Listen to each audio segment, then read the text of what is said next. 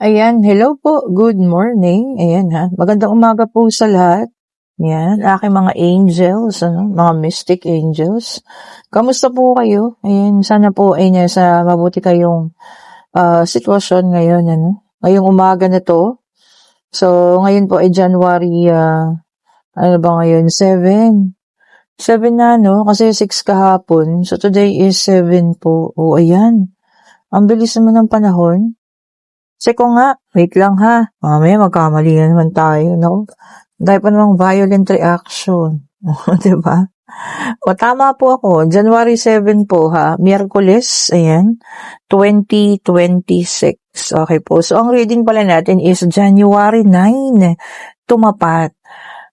8 kasi bukas, Thursday. So, 9 is January. Biyernes pala, no? Oh. So, saktong-sakto pala ang ating reading, Black Nazarene Day, o diba? Kapistahan ng mahal na poong Nazareno sa Biyernes. Okay po. Salamat po sa lahat ng mga nagpa-schedule ng reading. Ulitin ko, fully book na tayo sa gabi. Sa umaga na lang po at hapon at tanghali ang meron tayo, ha? Okay po. Fully book na tayo. Not sure kung makakapunta kami ng inay sa Friday kasi napakaraming tao nun. Ayoko nang isama ang inay sa ganyan kasi baka mahirapan po eh. Alam niyo na, may sakit sa puso. Ayan. Tanggalin natin ang mga balahibo ni Pupoy. Ayan, wala naman. Yun lang isa. Okay, meron tayong King of Wands para sa ating unang card. Ayan po ha. So, kaninang situational reading, itong ating makukuha ngayong umagang ito, no? Meron din tayong the devil. Okay. Pero kayo ha, kung malalakas pa kayo, ayan, at kayo deboto, ayan. Maari kayo magpunta, no? Naku, kung kaya nyo lang din naman, o, diba? Pero kung hindi, manood na lang tayo sa bahay, o, diba? Pinapalabas naman yan. Ako, hindi ko na kaya. Tatatakot po ako kasi baka ako'y maitulak. Naku, nahirapan na ako makatayo. Okay, and then meron tayo ditong King of Wands, the Devil, meron tayong the Judgment, at meron tayo ritong 10 of Cups. Okay po, tignan natin pa ha. Meron din tayo ditong Ace of Pentacles, ayan. Tignan pa natin. And meron tayo ditong the Chariot, okay po, ayan. Oh, lumilipad yun. Nakita niyo ba? And meron tayo ritong 4 of Cups, the apathy card. Ito pa, ito na. Okay, so meron tayong 2 of Cups and this is a soulmate. Okay po. So kayo po maaring kayo nagkahiwalay na.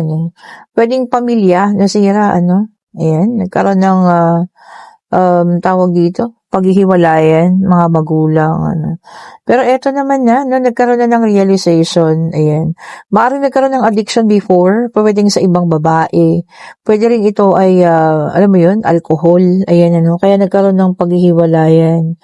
Okay po. Pero, alam niyo yun, ang taong ito ay nagsisi na, ayan, nagkaroon ng pag-iising, nagkaroon ng realization na mali. At eto, maaring magbalik. Ayan ha. Kasi nagkaroon ng pag-iisip, tingnan ninyo. Nagkaroon ng pag-iisip ang ating King of Wands, ayan. And sa kaperahan naman, babawi na ito at babawi, So pakiramdam ko po, gagawin niya ang lahat para matanggap ninyo. Ang tanong ko ngayon, kaya niyo bang tanggapin at kaya niyo bang magbigay ng second chances po? Kasi talagang, alam niyo yan, 2 of Cups kasi is a soulmate. O, diba? Possible soulmate kasi kayo eh. So, kahit anong mangyari, kahit matagal kayo nagkahiwalay, babalik at babalik kayo sa isa't isa. So, yun po ang soulmate, na tinatawag nga. Kahit sa magkaibigan, kung kayo'y soul sister na tinatawag, babalik at babalik po kayo. Kung kahit na nagkaroon kayo ng kaunting problema, sa isa't isa po. So, ayun lang. Magkakaroon kayo ng second chances, Kaya mo bang ibigay ang pagkakataong yun sa kanya? Pwede mo bang ibigay ang pagkakataong iyon para mag-heal na kayo parehas totally? Or magmamatigas? Dahil silip ko na kasi agad. This is a King of Swords. Ayan ha. So merong magmamatigas sa inyong dalawa. So kung siya yung hihingi ng tawad, maaring ikaw. Oh, 'di ba? Kasi siyempre hindi naman kita masisisi. Nagkaroon ng pain, 'no? Nasaktan, nagkaroon ng mga maraming pangyayari, 'no? And eto nga, parang naka-move on ka na at meron ka ng new beginning kasi merong Ace of Wands dito, 'no? So, yun ang magiging problema dito. Magmamatigas siguro or baka sakaling, alam mo yun, hindi mo na rin kasi siya ganun kamahal. Naku, yun ang mahirap, ano. Especially kung nagtagal na yung paghihiwalayan, tapos naging convenient ka na or kampante ka na ito okay lang, ganito na lang, wala nang problema, okay na ako, maayos na ako, no? And balance naman na ang lahat para sa'yo. Ayan, no? See? So, yun ang mahirap dito. Balance ni. Hindi ka na ganun ka in love, no? Hindi ka na ganun ka naghahanap ng presence niya. May sarili ka na, 'di ba? May sarili ka ng pag-iisip ngayon, ano? Control mo na yung sarili mo. Ayan, at hindi mo talaga makakalimutan, ano, yung mga panahon na ikaw ay kanyang inabandona or iniwan. Yun lang. Sabi ko nga, no, nakapagpatawad pero hindi nakausad. O, 'di ba? Ang sakit noon, ano? Siyempre, hindi naman siya ganun kasi kadali na makalimutan. Especially kung sobra-sobrang pain yung iyong naranasan sa taong ito, no? Okay, sabi rito, no, meron tayong the Emperor, which is may dalang number 4. Ayan, ano. Sabi niya rito, no, you're being practical. Oh, tama naman. So, kung maaaring ano man ang maging dahilan mo at ayaw mong maayos yan, practical ka lang. Baka siguro kasi ayaw mo na maulit. O, 'di ba? O, ayan ang unang lumabas at ito ang pangalawa. So, ganun. O, 'di ba?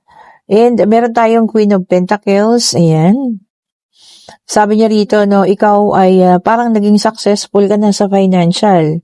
Prosperity is already on your side. Kumbaga, kakaroon na ng prosper. So, isa pa yun sa pag-iisipan mo. Bakit kung kailan naging maayos na buhay mo, tsaka babalik ito? O, 'di ba? Siyempre nga naman po, hindi natin maialis ang pagdududang yun. Totoo naman, bakit ngayon pa? Ngayon ka lang ba nagkaroon ng realization? O, 'di ba? Kahit ano pa man, ano, meron tayo ritong Nine of Swords. Alam niyo yun? Nakikita ko talaga rito na nagkaroon din siya ng kalungkutan, sobra-sobra. So, this time, totoo ang kanyang mga nararamdaman. Ano, pagkakamali, paghingi ng tawad, at baka maaaring, alam mo yun, talagang nais na niyang makipagkasundo sa'yo. O, di ba? Tapos sabi niya naman dito, no, manifestation. So talagang isa ka sa kanyang mga minamanifest. Hindi natin baka masabi, no, baka nandoon na rin siya sa, alam mo yun, sa panahon ng buhay niya. Nakita niya yung pusa ko yun.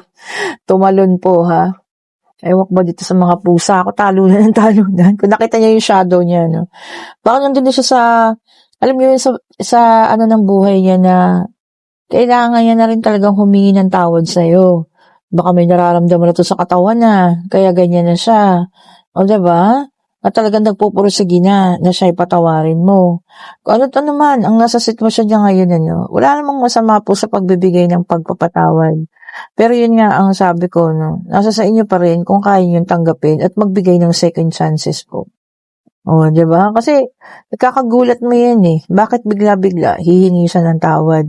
Pagkatapos ng ilang taon na kayo'y hindi magkasama, no? Baka may something niya sa kanyang kalusugan. Oh, 'di ba? Tingnan pa natin ha. Ito para sa iba naman. Oh, syempre 'di ba, pag meron na, nakakatakot 'yun ha. Oh, nakakatakot 'yun. Baka bigla ang 'di ba, kunin na ng ano, ibaba, ibaba. Bakit yung ibaba? Okay po. And then, meron tayong Wheel of Fortune, fire sign. Ayan, ha? So, sabi rito, no, para sa lahat. Ito, no? So, this is your destiny. Sabi, no? Ayan na. Ito talaga, yung iyong kapalaran. So, kung may pagbabago ba na nararamdaman ka, pag-ayos ng iyong mga financial dyan, bagong pag-ibig o kung ano man, ibig sabihin nito, eto na yung kapalaran mo. Tanggapin mo, ayan, accept it, or kung kayo man gaya sa situational reading na magbabalik ang taong ito at hihingi ng second chances, kapalaran mo rin yan. So, depende sa'yo. O, di ba po? And then, Ten of Cups, water sign, Cancer, Scorpio, and Pisces. Sabi rito, no, magkakaroon ng happiness, magbumula sa pamilya, which is good. O, diba? Hindi mo kailangan hanapin sa ibang tao, lalo na yung iba dyan, ha? Hindi mo kailangan hanapin ng kasiyahan. Nasa sa loob ng pamilya mo ang pagiging, ang happiness mo nasa loob ng pamilya. And meron tayong the Empress naka-reverse, Earth sign. Ayan, sabi niya rito, naku, may mambablock sa inyo. Somebody will block you. Ayan, naka-reverse, no? So, kung sino man yan, no? Kaibigan, partner mo, or boyfriend mo, asawa mo, or ex mo, kung ano man, di wag, kung ayaw niya, diba?